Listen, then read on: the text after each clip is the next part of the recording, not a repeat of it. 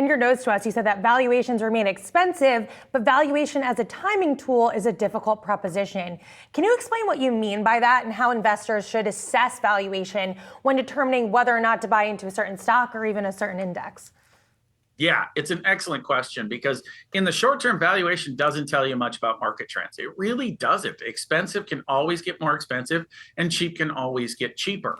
But from a long term tool, that's what you want to use valuation as. And it's not draconian. It's not saying that a collapse is coming or a crash is coming.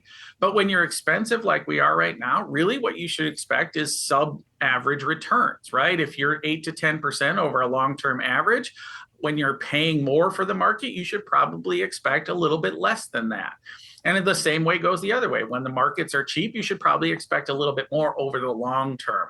But if you're looking at valuation and saying, well, valuations are expensive, there's a 20% correction coming, that's just a really difficult proposition because markets in the short term tend to be trend following for the most, and you need something to disrupt that trend. And valuation just really isn't a good timing tool for that purpose.